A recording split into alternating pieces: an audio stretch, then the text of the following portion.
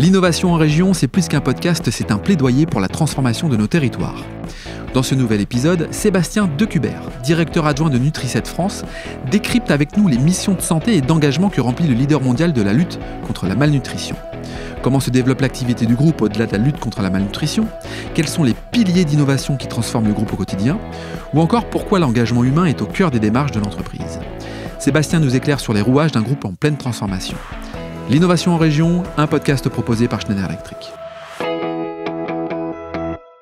Bonjour Sébastien. Bonjour Laurent. Alors Sébastien, bienvenue sur le podcast de l'innovation en région. Et pour cet épisode, c'est à Rouen que nous faisons étape, et plus particulièrement chez Nutri7, leader mondial de la lutte contre la malnutrition. Alors lorsque j'ai préparé cet épisode, je me suis dit que vous étiez une entreprise dont la mission était extrêmement puissante. Est-ce qu'on pourrait aborder finalement notre échange de cette manière-là? Tout à fait, oui. Donc Nutri7, c'est une ETI familiale qui a été créée il y a 35 ans maintenant par Michel Lescane, président fondateur, qui est donc ingénieur agroalimentaire et qui a souhaité s'orienter vers des produits qu'il a développés, qui n'existaient pas, des produits brevetés pendant des années de lutte contre la malnutrition. Donc on adresse des solutions agroalimentaires de très haut niveau qualité, des solutions à base de pâtes en sachet pour les populations vulnérables, notamment en Afrique. Je vais emprunter la mission encore, mais quelle est l'origine finalement de cette entreprise dont la mission est de répondre à la malnutrition? Alors certainement pendant des périodes de famine, mais également pendant des périodes malheureusement que l'on est en train de vivre là sur des périodes de guerre où la malnutrition rentre en jeu. Pourquoi s'être lancé finalement dans cette démarche-là? Alors en fait, il faut savoir que Michel Lescane, c'est le fils du fondateur de Maminova, donc c'est déjà une famille à la base dans l'agroalimentaire, sachant que le site historique de Maminova est à quelques pas d'ici. Donc il a démarré sa carrière auprès de son père qui dirigeait cette partie-là. Il avait déjà soumis à l'époque cette idée de dire nourrir c'est bien, mais il y a une population vulnérable, une cible auquel on n'a adressé aucune solution aujourd'hui produit. Et c'est dans ce contexte-là qu'il a décidé de créer Nutri7 il y a 35 ans. À la base, c'était avant tout de la recherche. On a produit que depuis à peu près 2000. On a même au départ produit en sous-traitance avant d'internaliser au sein de nos usines des produits de lutte contre la malnutrition pour une population vulnérable qui est notamment majoritairement en Afrique, pour lesquels il n'y avait aucune solution en fait à l'époque alimentaire. Les clients, est-ce qu'on doit les appeler comme ça? En tout cas, j'ai l'impression que c'est plutôt peut-être des intermédiaires. Quels sont-ils? Qui achète les produits Nutri7? Dans notre contexte humanitaire, on a une sorte de lexique et de vocabulaire propre à ce contexte humanitaire. On parle de bénéficiaires avant tout. Donc, en fin de chaîne, ceux à qui on prescrit les produits, ce sont des bénéficiaires, majoritairement des enfants. Et entre deux, donc, c'est nos principaux clients, si on peut les appeler comme ça, c'est les UN, les Nations Unies. Donc, il y a deux principaux clients, qui est le Programme alimentaire mondial basé à Rome et l'UNICEF basé à Copenhague, qui récupère des fonds internationaux pour pouvoir nous acheter les produits. Donc j'imagine que les ONG sont concernées, l'UNICEF, Médecins sans frontières, Croix-Rouge, les Nations Unies, forcément intègrent le produit qui s'appelle pas Nutri7, le produit s'appelle Plumpy, c'est ça? C'est ça, c'est notre marque Plumpy. Alors, on a 3 canaux, on va dire, clients principaux. Il y a les Nations Unies, comme on en parlait, qui est quand même le canal qui commande le plus de volume avec le plus de fonds. On a un deuxième canal, si on peut l'appeler comme ça, qui est les ONG, comme tu le disais, avec notamment Médecins sans frontières, Action contre la faim, la Croix-Rouge.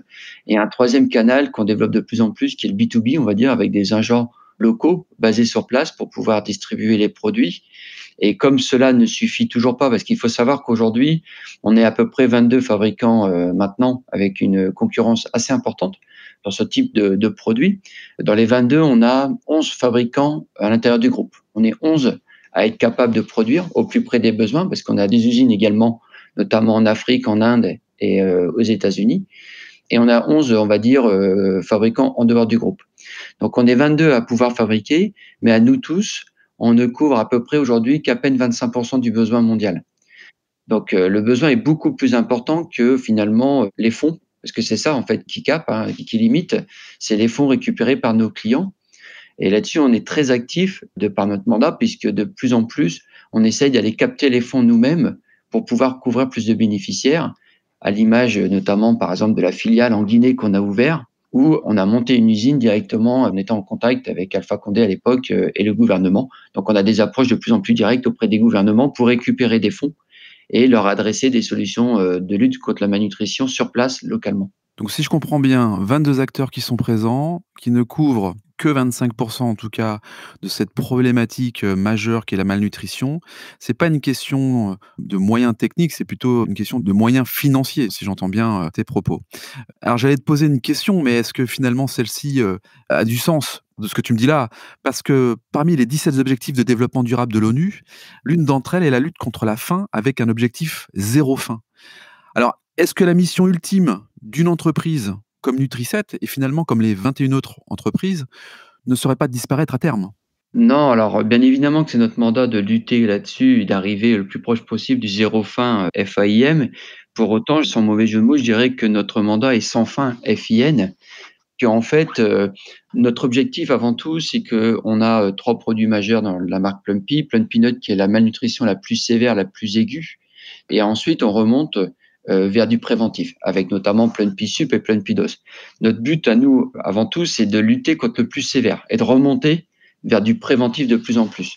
Donc ça, c'est un enjeu important, mais tant bien même qu'on y arrive, de toute façon, il faudra toujours travailler le préventif et là-dessus, on a diversifié notre offre et le catalogue pour y arriver et notamment, on a des solutions maintenant beaucoup plus préventives de type, femme enceinte allaitante, c'est-à-dire qu'on traite déjà la malnutrition pendant la conception de l'enfant et ça, c'est notre objectif.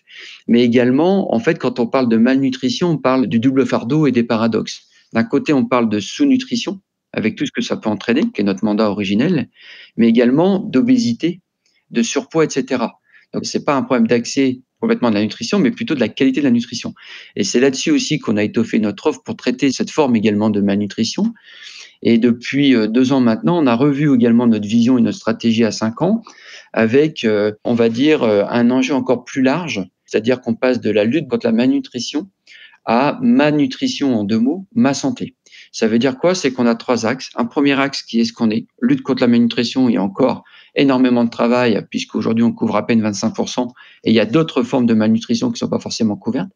Et on l'a également étoffé de 2 axes pour lutter contre des nouvelles maladies, on va dire, qui, se développent, encore plus, type la tuberculose, malaria, mais également, le diabète et la malnutrition des seniors. Alors c'est un sujet qui est remonté là, de plus en plus, notamment avec la Covid dans les établissements type EHPAD ou CHU, mais c'est quelque chose qu'on avait capté depuis très longtemps et on a développé aussi des produits là-dessus pour finalement avoir des solutions nutritionnelles pour une cible plus diversifiée que les populations vulnérables, on va dire en Afrique, et puis pour pouvoir adresser des solutions nutritionnelles tout au long de la vie de l'adulte en fait, enfin de l'homme avec un grand. Oui, c'est ce que j'allais dire en fait. Là, on dépasse même finalement les frontières, des pays de l'Afrique. On se recentre aussi sur, des pays, tels que la France où il y a aussi une malnutrition, si je le comprends bien.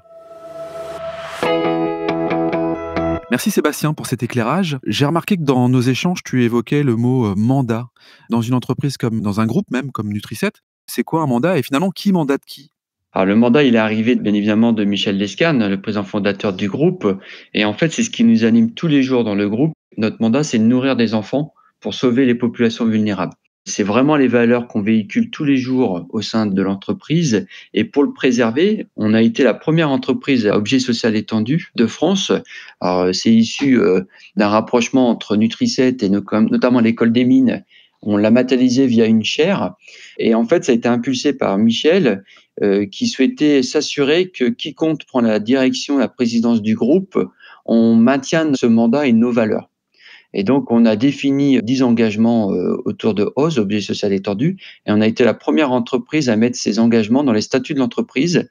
Et tous les ans, on fait un rapport de l'exercice précédent autour d'une commission externe qui n'a rien à voir avec, on va dire, nos métiers et très diversifiés et sans contrainte, hein, notamment aucune contrainte économique, par exemple, pour pas être influencé, et qui vérifie, de par son œil externe et diversifié, on va dire, qu'on est toujours ce qu'on est autour de ce mandat. Alors on voit bien qu'il y a de fortes valeurs au sein de Nutri7. On voit également qu'il y a une forte dynamique d'un point de vue industriel puisque le groupe a été récompensé en 2019 avec le label Vitrine Industrie du Futur, label de reconnaissance de haute technicité, alors du site de production, dans laquelle tu es, que tu diriges, le site de production de Maloney. C'est quoi finalement ce label? À quoi ça répond? Alors tout d'abord, l'innovation dans le groupe, elle est présente depuis 35 ans. À l'image de nos dirigeants, familiaux, l'innovation a toujours été présente et à l'image de nos produits puisqu'on a été les premiers à développer ces produits, à les breveter. Donc on parle d'innovation au sens large chez nous, innovation de gouvernance, organisationnelle, produits, systèmes, technologies, etc. Donc finalement, ce label l'Industrie du futur en 2019, c'est une pierre à l'édifice de l'innovation chez nous. Et ce qui a été surtout mis en avant, c'est notre capacité, notre hyper-agilité à répondre à des besoins chaotiques. Alors tout industriel est toujours fier de parler d'agilité, mais nous, en fait, notre quotidien, c'est de gérer des crises imprévisibles. Et on a des produits agroalimentaires avec des durées de vie de 2 ans, comme beaucoup de produits agroalimentaires, mais avec des contraintes d'âge maximum en stock de 4 mois.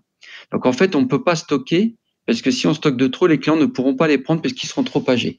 Donc en fait, on a des équipes supply chain très performantes avec un SNOP, un plan industriel et commercial, avec des prévisions. Mais pour autant, on doit être en gestion de la demande quasi permanente pour gérer les crises, de plus en plus présentes et sur des volumes colossaux. Il faut savoir qu'on est l'entreprise et l'usine la plus capacitaire au monde. Donc c'est un gros paquebot, mais c'est un gros paquebot qui doit avoir finalement l'agilité d'un petit bateau et qui doit être capable de ralentir comme accélérer très rapidement. J'imagine que le conflit armé malheureux du moment contribue effectivement à ce que l'état d'esprit d'agilité que vous avez au sein de Nutri-7 puisse être mis en application pour venir aider les populations qui sont sur le terrain. On parle là aussi d'engagement, j'imagine, des collaborateurs. On voit bien que la digitalisation de la production passe certainement peut-être par de la robotique, passe par de l'informatique. Comment aussi les collaborateurs s'engagent dans cette innovation ? Toutes nos démarches, elles sont centrées sur les collaborateurs tout d'abord, sur le terrain, que ce soit des démarches d'excellence opérationnelle, des démarches de culture sécurité, des démarches de technologie comme la transformation digitale. Notre approche, elle est souvent de fonctionner par des POC et des pilotes, c'est-à-dire qu'on saupoudre des initiatives au sein de l'entreprise, au sein de l'usine, sur différentes thématiques. On peut avoir un outil digital, par exemple, qui va adresser une solution sur de la productivité, un outil sur la sécurité, un outil sur la supply chain, etc. Et en fait, en mettant des petites graines un peu partout dans nos activités, sous forme de POC, on prouve ou pas le concept. Généralement, il est plutôt prouvé. Et après, on l'étend en pilote, etc. Et c'est une façon d'impliquer nos collaborateurs pour apporter des solutions à leurs besoins. Sachant que notre transformation digitale, on l'a orientée sur 2 axes. La première, on s'est posé la question de qu'est-ce qui nous permettrait de faire mieux ce qu'on fait déjà aujourd'hui, parce qu'il y a des solutions qui existent, qui n'existaient pas avant, pour amener plus d'impact, de valeur ajoutée dans nos opérations internes et bien évidemment auprès de nos clients. Et la deuxième question qu'on s'est posée, c'est qu'est-ce qu'on n'a pas pu faire jusqu'à aujourd'hui, qu'on peut faire maintenant grâce à ces solutions-là. Donc le but, c'est pas de digitaliser pour digitaliser, mais encore une fois, c'est d'amener de la valeur ajoutée, de l'impact dans nos opérations, pour bien évidemment que ce soit au service de notre mandat, de nos clients et des bénéficiaires en fin de chaîne. Merci Sébastien, une nouvelle fois, c'est très clair. On voit bien que l'humain est au cœur de la transformation et quand on parle d'humain chez Nutri-7, j'imagine que c'est quelque chose d'extrêmement important de par les collaborateurs qui font fonctionner l'entreprise, mais également de par les bénéficiaires, je ne sais pas si on peut les appeler comme ça, qui, grâce à tes produits, viennent trouver une alimentation de substitution. Quand on veut changer le monde, on voit bien qu'il faut s'engager. Quels seraient les 2-3 conseils que tu peux nous apporter lorsqu'on est une industrie, qu'on a nous aussi envie de s'engager et de changer ? Alors tout d'abord, je pense qu'il est important de donner un cap, une vision à l'ensemble des collaborateurs, de montrer où on veut aller et après comment on va y aller, quel est le chemin. Le deuxième point, c'est que quand on a cette vision et ces axes, il faut les impliquer. C'est ce que j'appelle l'opérationnalisation de la stratégie. Il y a beaucoup d'entreprises, malheureusement, qui ont cette vision, ces axes, mais la difficulté, c'est de l'opérationnaliser. Comment le déployer et avec qui pour emmener le maximum des collaborateurs. Et ça, c'est finalement le début de l'histoire, de déployer l'ensemble. Et puis, enfin, donner du sens et garder la proximité avec les collaborateurs. Plus que jamais, on l'a vu ces 2 dernières années, notamment avec la Covid, les entreprises qui s'en sortent bien, c'est celles qui sont très proches de leurs collaborateurs. Et ça, c'est pas des choses qui se font du jour au lendemain parce qu'il y a une crise ou sanitaire ou autre, quoi. C'est des choses qui s'entretiennent. Donc, même si on a des entreprises qui se développent, avec plus de collaborateurs, etc. Un des enjeux, c'est de maintenir cette culture d'entreprise, cette proximité, pour garder, également donner du sens et impliquer l'ensemble des collaborateurs dans les enjeux et les projets de l'entreprise. Écoute Sébastien, c'est très clair. Merci d'avoir participé au podcast de l'Innovation en Région, un format proposé par Schneider Electric. Si cet épisode vous donne envie d'aller plus loin, c'est l'occasion d'en parler à Antoine Chartres. Bonjour Antoine. Bonjour Laurent. Antoine, peux-tu nous dire comment passer de l'idée aux actes lorsque l'on veut se transformer ? Laurent, c'est très simple. Les sujets de transformation digitale, de décarbonation et d'électrification sont au cœur de la stratégie Schneider Electric. Et comme on a pu l'entendre dans ce podcast, l'ambition de Schneider Electric est d'accompagner les entreprises du territoire sur ces enjeux de transformation. Pour entrer en contact avec nous, rien de plus simple, le site internet www.se.com ou mon profil LinkedIn où je me ferai un plaisir de vous répondre. C'est très simple. Merci Antoine. Merci Laurent.